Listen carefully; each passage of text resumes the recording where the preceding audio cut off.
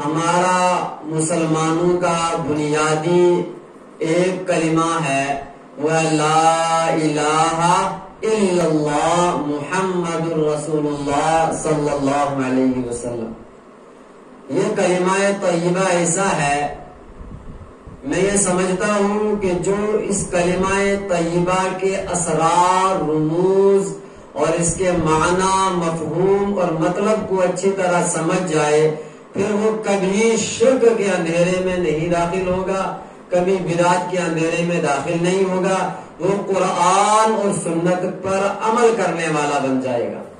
اور جب اس کلمے کے معنی اور مفہوم کو سمجھ لے گا تو پھر جب وہ قرآن کی تلاوت کرے گا تو ہر آیت کے اندر یا تو لا الہ الا اللہ اس کو نظر آئے گا یا محمد الرسول اللہ صلی اللہ علیہ وسلم نظر آئے گا۔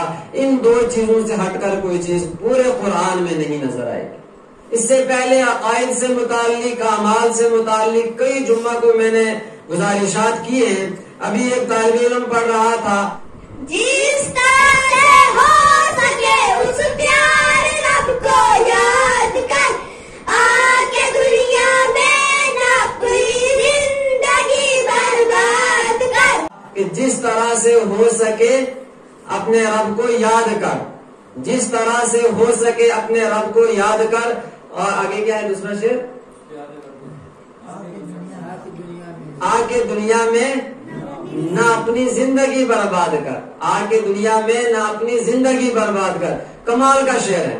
اب دیکھیں، میں نے ابھی قرآن کریم کی 29ویں پارے کی سورہ ملک کی چند آیات تلاوت کی ہیں۔ اس میں اللہ تبارک و تعالیٰ فرماتے ہیں، تبارک الذی بیدہ الملک، بابرکت ہے وہ ذات کہ جس کے قبضہ قدرت کے اندر بادشاہت ہے، جو زمینوں کا بھی مالک ہے، جو آسمانوں کا بھی مالک ہے، جو اولاد دینے والے خزانے کا بھی مالک ہے، جو بارشیں برسانے والے خزانے کا بھی مالک ہے، جو ہر مشکلات دور کرنے کا بھی مالک ہے، جو مصیبتیں دور کرنے کا بھی مالک ہے، جو حاجات پوری کرنے کا بھی مالک ہے۔ تبارک الذی بیدہ الملک، بابرکت ہے وہ ذات کہ جس کے قبضہ قدرت کے اندر بادشاہت ہے، جو مالک ہے تمام جہاں کا، وَهُوَ عَلَىٰ كُلِّ شَيْءٍ قَدِيرٌ، کہ وہ اللہ بابرکت ہے کہ جو ہر چیز پر قادر ہے، جو چاہے کرتا ہے،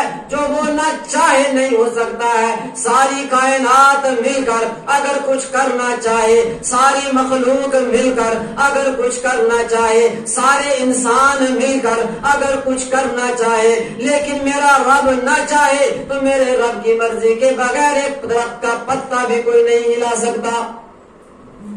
میں نے گزشتہ جمعہ میں عرض کیا تھا کہ عقیدہ طحاویہ ہمارے عقیدے کی ہر مدرسے کی، ہر مسلک کی، ہر جماعت کی، ہر فرقے کے مدرسے کے اندر کتاب داخل نصاب ہے۔ اس میں لکھا ہوا ہے کہ اللہ تبارک و تعالی ما شاء کان وما لم یشاء لم یکن، جو اللہ چاہتا ہے وہ ہوتا ہے، جو اللہ نہیں چاہتا وہ نہیں ہوتا ہے۔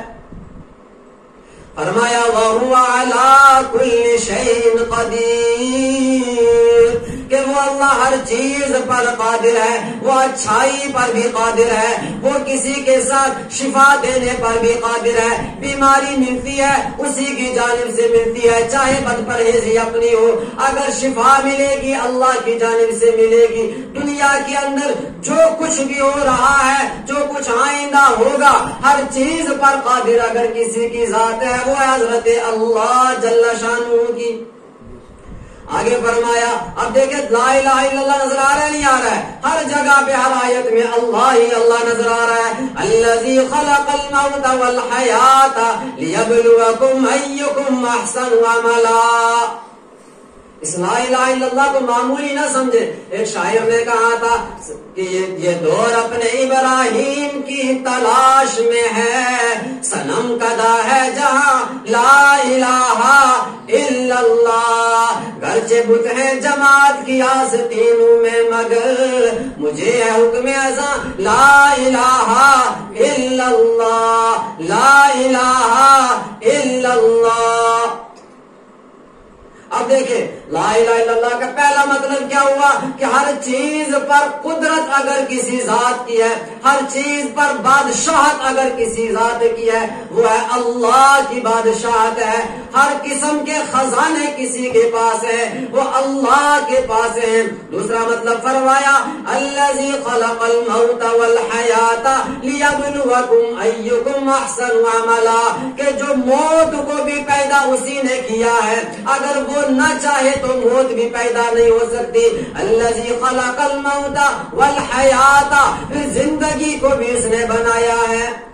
اللہ کہہ رہے میں نے موت کو بھی میں نے پیدا کیا اور زندگی کو بھی کس نے پیدا کیا؟ اللہ نے پیدا کیا.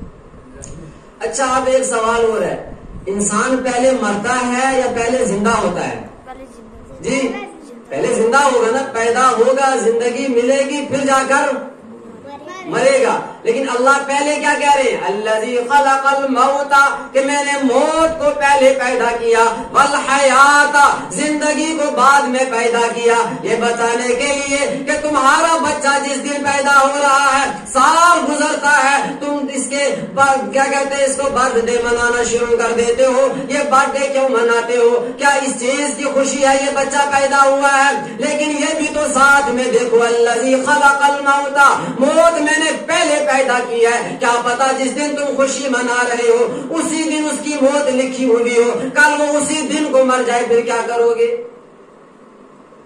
یہ برتھ ڈے منانا یہ اسلام کا کنسپٹ نہیں ہے. اسلام نے سب سے پہلا کوئی کنسپٹ اگر دیا الذی خلق الموت والحیات، کہ بندے موت پہلے پیدا ہوئی ہے، حیات بعد میں پیدا ہوئی ہے. اس حیات کو جب مل جائے، اس حیات کے اندر آ کر کے تو اللہ کا نافرمان بن جاتا ہے، تو اللہ کے در کو چھوڑ جاتا ہے، تو اللہ کے راستے کو چھوڑ جاتا ہے. لیکن خیال رکھنا تیری موت پہلے پیدا ہوئی ہے.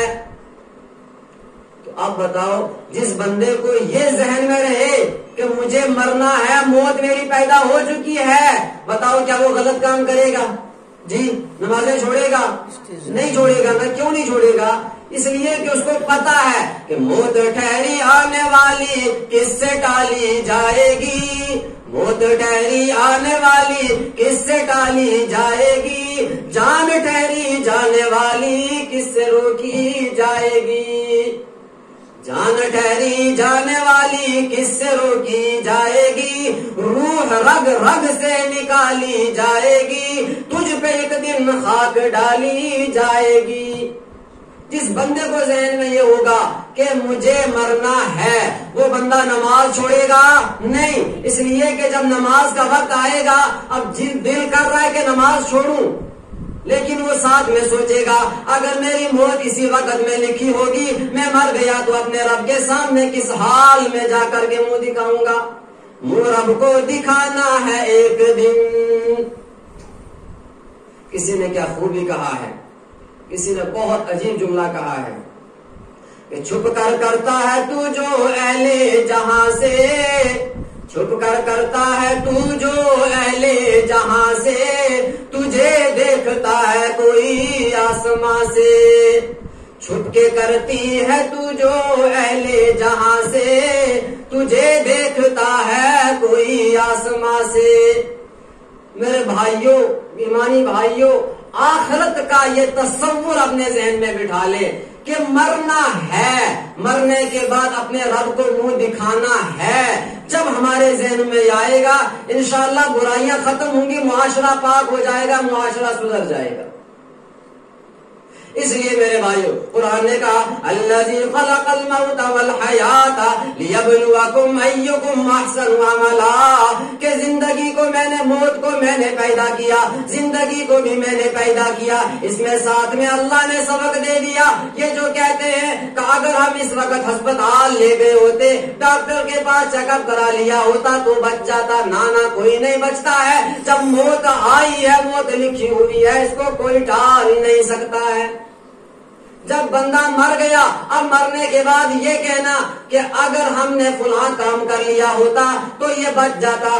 اگر بندہ مر گیا گاڑی میں بیٹھا بازار جا رہا تھا یا کہیں دور سفر کر رہا تھا, اللہ نہ کرے اگر ایکسیڈنٹ ہو گیا, اب بندہ کہتا ہے کاش کہ یہ صبح نہ گیا ہوتا تو یہ بچ جاتا. نہ قرآن نے کہا کہ اینما کنتم یدرککم الموت, تم جہاں کہیں بھی ہوگے موت تمہاری جس حال میں لکھی ہے وہ موت آ کر کے رہے گی. موت ٹہری آنے والی آئے گی, جان ٹہری جانے والی جائے گی. فرمایا اب یہ جو موت اور زندگی دی ہے, یہ زندگی اور موت کیوں دی ہے؟ یہ اصل جب اللہ کہہ رہے جب میں نے موت کو پہلے پیدا کیا زندگی کو بعد میں پیدا کیا, جب مرنا ہی ہے پھر پیدا کیوں کیا؟ اللہ نے کہا لیبلوکم ایکم احسن عملا, کہ میں نے پیدا اس لیے کیا تاکہ تم دنیا کے اندر جا کر اپنی من پسند کی زندگی نہ گزارو. نہ تیرا جسم نہ تیری مرضی, جسم بھی اللہ کا مرضی بھی اللہ کی, جسم بھی اللہ کا مرضی بھی, بولو بھائی, مرضی بھی اللہ کی, مرضی بھی اللہ کی. یہ آج کل دنیا میں نعرے چلتے ہیں میرا جسم میری مرضی. نہ تیرا جسم نہ تیری مرضی. کیا تو نے اپنے پاؤں کو خود بنایا تھا؟ کیا تیرے جسم کے اندر جو ہڈیاں لگی ہیں تو نے بیٹھ کر بنائی ہیں؟ کیا تیرے جسم کے اندر جو گوشت ہے وہ تو نے بنایا ہے؟ کیا تیرے جسم کے اندر جو یہ رگیں چل رہی ہیں یہ تو نے بنائی ہے؟ کیا تیرے جسم کے اندر جو سانس چل رہی ہے یہ تو نے بنائی ہے؟ کون سی چیز تم نے پیدا کی ہے؟ تم پیدا جو ہوئے ہو تمہیں پتا تک نہیں تھا کہ تم پیدا ہو چکے ہو, تمہیں جب بڑے ہوئے تب پتا چلا کہ ہم پیدا ہوئے ہیں.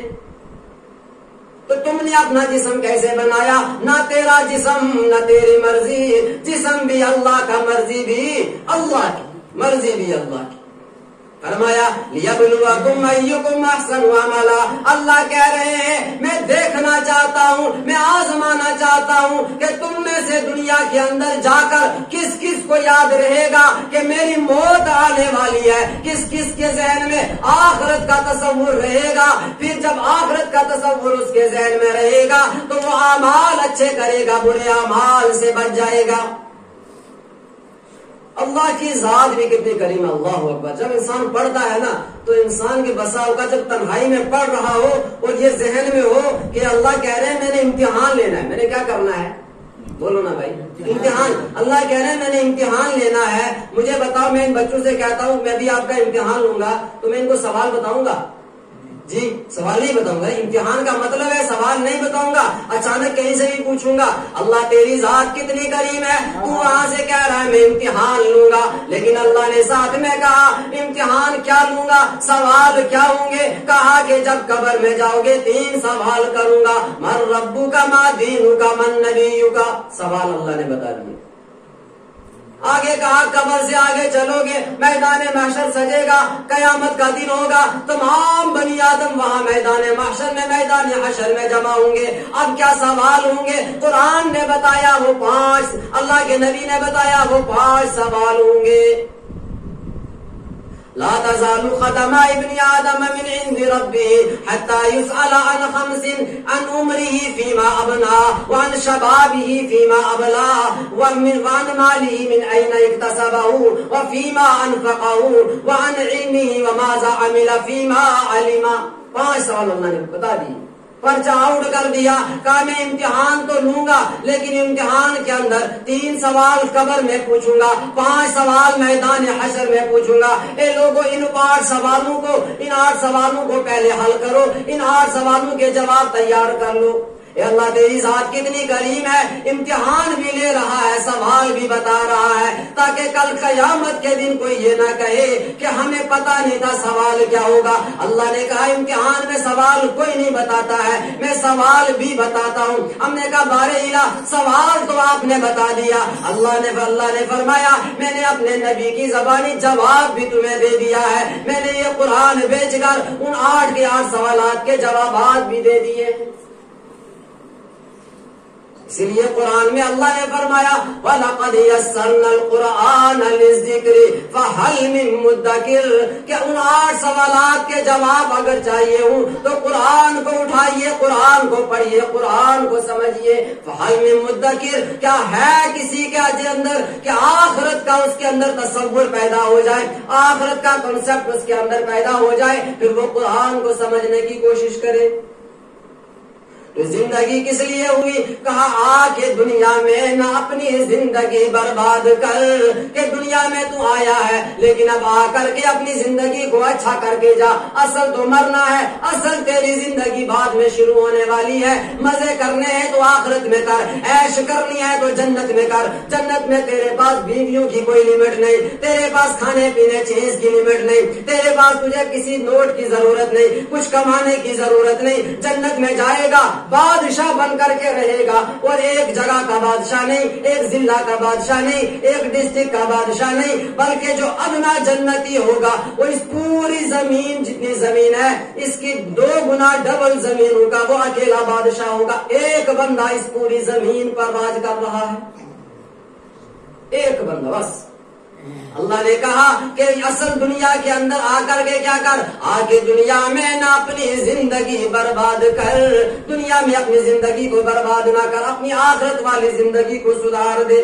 آگے اللہ نے فرمایا کہ اگر میری قدرت دیکھنی ہو، اگر اب بھی شک ہو، اگر اب بھی تمہیں بات سمجھ میں نہ آئے کہ تمہیں ان سوالوں کے جوابات کی تیاری کرنی ہے، اگر اب بھی سمجھ میں نہ آئے، فرمایا الذی خلق 7 سماوات طباقا، کہ میری قدرت کو دیکھ کہ میں نے 7 آسمان پیدا کیے، کہ میں نے کتنے آسمان پیدا کیے؟ 7 آسمان۔ الذی خلق 7 سماوات طباقا، میں نے 7 آسمان تہ بتہ پیدا کیے، کہ ان 7 آسمان، ایک آسمان، دوسرا آسمان، تیسرا آسمان، چوتھا آسمان، 5واں آسمان، چھٹا آسمان، 7واں آسمان۔ الذی خلق 7 سماوات طباقا، میں نے یہ 7 آسمان پیدا کیے۔ کوئی سوچ بھی سکتا ہے ایک آسمان بنانے کا؟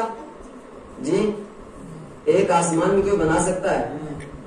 بنا سکتا ہے؟ کوئی نہیں بنا۔ جب ایک آسمان میں کوئی بنا سکتا ہے تو 7 آسمان کوئی بنا سکے گا؟ جس رب نے 7 آسمان، اللہ کہہ رہے ہیں میں 7 آسمان بنانے والا ہوں، میرا خوف تمہارے دل کے اندر نہیں، میری قدرت کا احساس تمہارے دل کے اندر نہیں، اب بھی اپنے اعمال اچھے نہیں کر رہے ہو، چونکہ اوپر کہہ دیا ہے ایکم احسن عملا، کہ اصل اللہ بتا رہے ہیں کہ اپنے اعمال صحیح کرو، اپنے اعمال ٹھیک کرو۔ اب اللہ اس پر دلائل دے رہے اپنے اعمال کیوں ٹھیک کرو۔ الذی خلق 7 سماوات طباقا، پھر آگے فرمایا یہ پورا یہ جو بلڈنگ بنی ہوئی ہے مسجد کی آپ کے سامنے ہے، آپ دیکھیں گے آپ کو ہمیں کوئی خامی نظر نہیں آ رہی ہے، بہت اچھا کام کیا ہے، لیکن اگر پھر بھی اور توجہ جو کرے کوئی اچھا ماہر آئے گا وہ کہے گا یہ ایسے نہیں ایسے ہونا چاہیے۔ اللہ کہہ رہے میں نے اتنا بڑا آسمان بنائے، ایک نہیں 7 بنائے، اتنی بڑی زمین بنائی، ایک نہیں 7 بنائی ہیں۔ ما تری فی خلق الرحمن من تفاوت، میری اس پیدائش میں، میری اس بناوٹ میں ایک نقص، ایک کمی نکال کر دکھاؤ، ایک کمی اللہ کس میں نکال کے دکھاؤ۔ اللہ پھر چیلنج دے رہے ہیں کہ اگر بات اب بھی سمجھ میں نہیں آئی، فرجع البصر، اپنی نگاہ کو اگر اب تک نہیں اٹھایا، اب آسمان کی جانب اٹھاؤ، پورے آسمان کو دیکھو، پھر مجھے بتاؤ هل تری من فطور، کیا پورے آسمان میں کوئی ایک معمولی رتی برابر بھی کوئی سوراخ نظر آتا ہے؟ کیا کوئی شگاف نظر آتا ہے؟ کیا کوئی کمی نظر آتی ہے؟ ثم ارجع البصر، نہیں اب ایک بار نہیں، اب دوسری بار میں، تیسری مرتبہ، ثم ارجع البصر، پھر نظر دوڑا، پھر نظر دوبارہ دوڑا کہ شاید پہلی مرتبہ نظر نہ آیا ہو، شاید دوسری مرتبہ نظر نہ آیا ہو، تیسری مرتبہ پھر سے نظر دوڑا، اور اب بتا کیا اب کوئی اس کے اندر شگاف ہے؟ اللہ فرما رہے ثم ارجع البصر کرتين ينقلب اليك البصر خاسئا وهو حسير، کہ جتنی مرتبہ بھی تم دیکھتے جاؤ گے آسمان کو، ہر مرتبہ تمہاری نگاہ خائب و خاسر، ناکام و نامراد ہو کر آ جائے گی، اور ہر ایک کی زبان میں ہوگا لا الہ الا اللہ، کہ اللہ جیسی قدرت کسی کی نہیں، اللہ جیسی تخلیق کسی کی نہیں، اللہ جیسی پیدائش کسی کی نہیں، اللہ جیسی تعمیر کسی کی نہیں، اللہ کی اس بناوٹ کے اندر کوئی نقصان نہیں، کوئی کمی نہیں۔ اللہ فرما رہے ہیں جب میں اتنا طاقتور ہوں تو مجھ سے ڈرو، مجھ سے ڈرو، فتقون فرحمون، مجھ سے ڈرو، مجھ سے ڈرو۔ کیوں ڈرو؟ اس لیے تاکہ تمہارے اعمال اچھے ہو جائیں، آخرت میں جا کر تم نے ان اعمال کا حساب دینا ہے۔ میرے بھائیو، اصل مقصود یہ ہے کہ آخرت کا تصور ہمارے ذہن کے اندر بیٹھ جائے۔ جب آخرت کا تصور ہمارے ذہن کے اندر بیٹھے گا تو ہم انشاءاللہ ہمارے اعمال بھی درست ہوں گے اور ہمارے افعال بھی درست ہوں گے، ہم نمازی بھی بن جائیں گے۔ نماز چھوڑنے میں نہیں، پھر نماز پڑھنے میں مزہ آئے گا۔ جب ہمارے ذہن کے اندر یہ تصور آخرت کا بیٹھ جائے گا، اللہ جو کنسپٹ دے رہے ہیں نا قرآن میں انشاءاللہ مستقل یہ سورت مکمل کروں گا، آپ حضرات سے گزارش ہے آپ وقت پر تشریف لایا کریں۔